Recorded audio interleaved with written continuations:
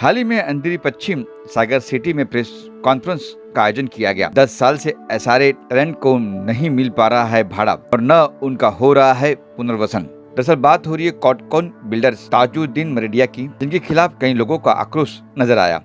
Press conference में समाज सेवक मोहम्मद पटेल, सायरा पटेल व वसीम खान, बीजेपी अध्यक्ष मुंबई माइनॉरिटी मोर्चा के थे। इस प्रेस कॉन्फ्रेंस को संबोधित किया। लोगों को इंसाफ दिलाने के लिए मैं और मेरी पार्टी लोगों के साथ खड़ी है, ये कहना था वसीम खान जी का। वहीं मोहम्मद पटेल बिल्डर को 1 हफ्ते का समय दिया लोगों की समस्याओं को हल करने के लिए। यदि वह ऐसा नहीं करते हैं तो वह 1 हफ्ते के बाद खुद अपनी जमीन पर अपना घर पुनः निर्माण करेंगे। देखिए हमारी यह खास रिपोर्ट। 11 साल पहले हमारा एक वहाँ पे झोपड़ा था। बिल्डर ने बोला कि एग्रीमेंट बनाया कि भाई यहाँ पर हम आपको फ्लैट देंगे और जब बिल्डिंग बन जाएगी तो आप भाड़ा भी चालू रखा था और दोनों काम किया, एग्रीमेंट भी बना के दिया। लेकिन उस आज 11 साल हो गए ना, उसने अभी तक घर दिया और ना ही भाड़ा भी बंद कर दिया उसने। तो इसलिए हम लोगों को प्रेस कॉन्फ्रेंस रखने की जरूरत। इसके बाद में हम लोग एसआरए में भी गए, वहाँ पे भी लेटर डाले। काफ़ी लोगों से अमित साटम जिसे भी रुजू किया, उनको भी बार बार बताया। यहाँ पे काफ़ी लोगों से मिलजुल के मतलब होने के बाद में बहुत सारी जगह गए, लेकिन काम नहीं हुआ। तो इसीलिए प्रेस कॉन्फ्रेंस रखना पड़ा।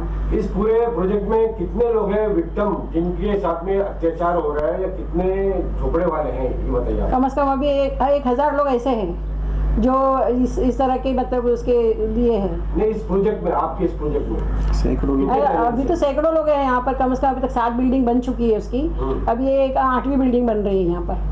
तो ये बिल्डिंग को लास्ट में रखा, जबकि इसका नंबर 1 था और अभी 7 नंबर बिल्डिंग बन गई। उसका भी अधूरा काम अभी बाकी है और ये प्रोजेक्ट कम से कम 20 साल से चल रहा है। 20 साल से चल रहा है। तो आप लोगों ने अब तक किसी कहाँ तक कंप्लेंट की है? सीएम से बात की है, हाउस मिनिस्टर से बात की है, एसआरए में बात की है, पुलिस स्टेशन में कंप्लेंट की है, इस तरह से कुछ? पटेल साहब, हम आपसे जानना चाहेंगे कि पूरे मामले को लेकर आप क्या कहना चाहेंगे? सबसे पहले तो मैं आप तमाम लोगों का धन्यवाद करता हूँ कि आज हमारे शॉर्ट नोटिस पे की दावत पे आप लोग आए हैं। मैटर ये है कि इस बस्ती में 25 साल से कोटकॉन डेवलपर नामी बिल्डर, जिसका नाम है ताजुद्दीन मरेडिया, जो लोनावाला में फरियास होटल है उसका मालिक है, ये डेवलप कर रहा है ये एरिया। और कई उसके प्रोजेक्ट के अंदर इतने प्रॉब्लम्स है, लोग इतने परेशान हैं उससे, किसका नाम किसी के साथ चढ़ा हुआ है, किसका, और कई लोगों को कई सालों से भाड़ा नहीं दे रहा है और लोग एसआरए के चक्कर लगा रहे हैं। वहाँ कोई सुनवाई नहीं है। ये खुद 10 साल से ऑफिस में बैठता नहीं है, लोगों से मिलता नहीं है। इसके कोई भी प्रोजेक्ट मैनेजर साइड वाले आते हैं, बोले भाई हम क्या करेंगे। तो मजबूरन अभी हमारा भी मिसेस के नाम का घर था।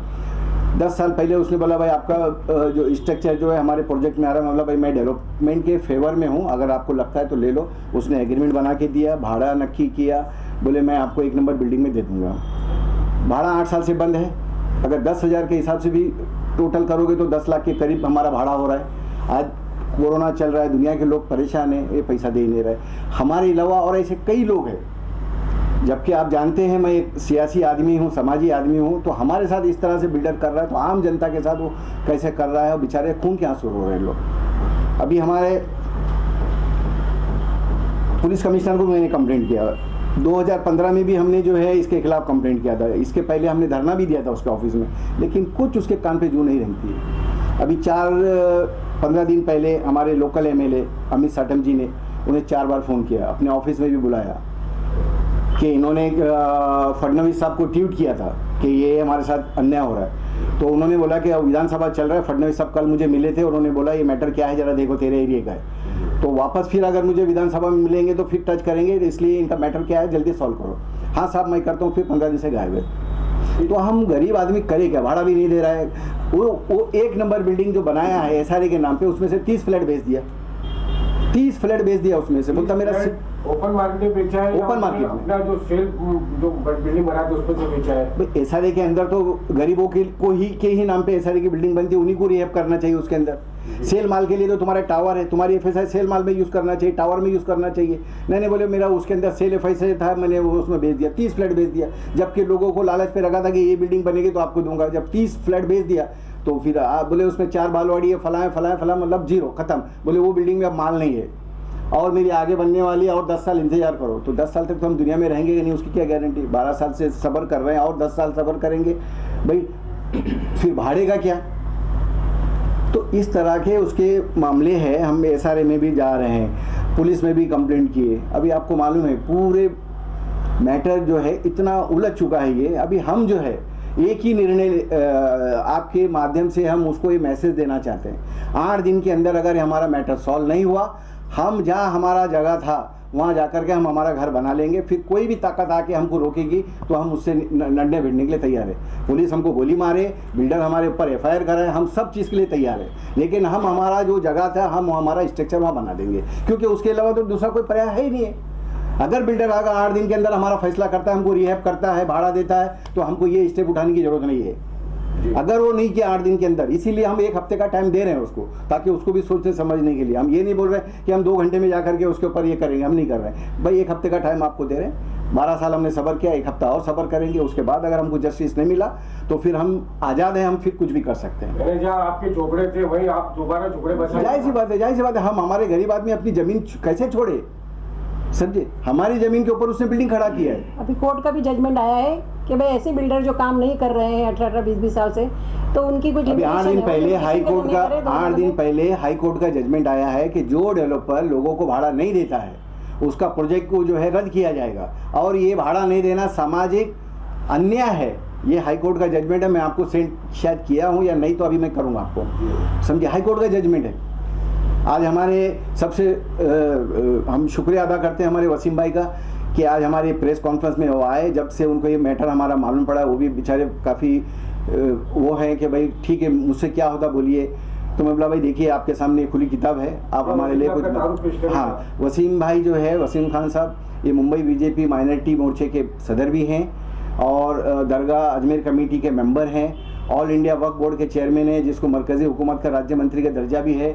मौलाना आज़ाद फाइनेंस कॉरपोरेशन सेंट्रल कमेटी के भी ये मेंबर हैं और भी बहुत सारे तंजीमों से जुड़े हुए हैं। और हमारी खुशनसीबी है कि हमारे छोटे से प्रेस कॉन्फ्रेंस में ये आए हैं और हमारी मदद करने की नीयत से आए हैं। और हम मुझे उम्मीद है कि ये इनकी जितनी ताकत है हमारे इस गरीबों के मसले हल करने के लिए वो उसको सर्व करेंगे। नसीम साहब, ये आपका जो मैटर अभी चल रहा है, ये क्या विधानसभा में उठाएंगे? देखिए, ये हमारे लिए सौभाग्य है कि जनता के बीच में जिस तरह से पिछले 5 सालों तक देवेंद्र जी ने काम किया, उनसे उम्मीद रखते हुए ये सताए हुए लोग उनको ट्वीट करें, ना कि यहाँ के CM को, मौजूदा CM को वो लोग ट्वीट करें, बल्कि देवेंद्र फडणवीस जी को ट्वीट कर रहे हैं। इसका मतलब लोगों को उम्मीद है उनसे। और कई बार मोहम्मद पटेल साहब से मेरी बात हुई, कई बार इन्होंने पत्र के माध्यम से बहुत ही शालीनता से उनको निवेदन किया, अनुरोध किया, कई बार मिलने की कोशिश की, लेकिन बिल्डर ने हमेशा इनकी शालीनता और अनुरोध का मजाक उड़ाया और अपने ताकतवर होने का हमेशा धमकी दिया। उसने हमेशा बोला कि मेरे साथ यहाँ पे पॉलिटिशियन भी पार्टनर्स हैं, मेरे साथ हुकूमत में मेरे बहुत अच्छे टर्म्स हैं, पुलिस में भी मेरा बहुत अच्छा हुआ है, तो आप लोग जाइए, और इनको हमेशा धमकी दिया। लेकिन जहाँ भी अन्याय होगा गरीब मजदूर लोगों के साथ, वहाँ हम उनके साथ पूरे दमखम के साथ खड़े रहेंगे। ये मुद्दा बहुत सीरियस है।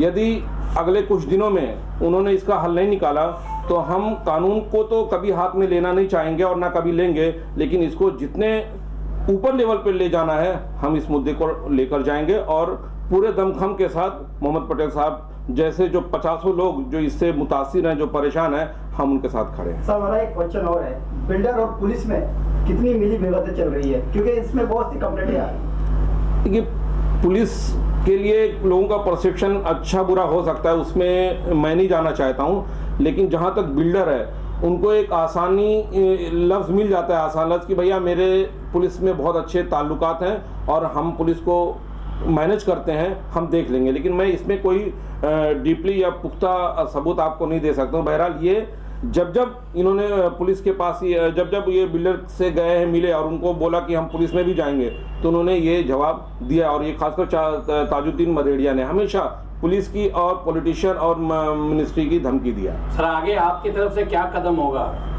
अभी इस मुद्दे को हमारे यहाँ के जो मौजूदा विधायक है आदरणीय अमित साटम जी के पास एक बार मैं स्वयं रखूँगा और वो खुद भी इसमें सीरियस है। उन्होंने कई बार बिल्डर को फ़ोन किया, लेकिन बिल्डर ने उनको वो आश्वासन दिया, लेकिन अभी तक कुछ किया नहीं है। तो जो पार्टी के हमारे बड़े लीडरान हैं उन तक ये बात मैं पहुंचाऊंगा, और आपके माध्यम से भी ये बात मुझे लगता है यहाँ के सीएम को भी पहुंचेगी। तो उम्मीद है ऐसा कि 1-2 हफ्ते में हम किसी निर्णय तक पहुंचेंगे, क्योंकि 11 सालों से आप सोचिए किस तरह से परेशानी में, किस तरह से एक अपना आशियाना लोग बनाते हैं, और उसको भी अगर जो बिल्डर लोग कब्जा कर लेंगे और बिल्डर लोग अपना लेंगे तो ये बहुत शर्मनाक बात है। और ये कहीं ना कहीं मुझे लगता है ये मौजूदा सरकार भी इसमें पूरी तरीके से फेल है, और बिल्डरों को मनमानी करने के लिए कहीं ना कहीं बढ़ावा दिया जा रहा है।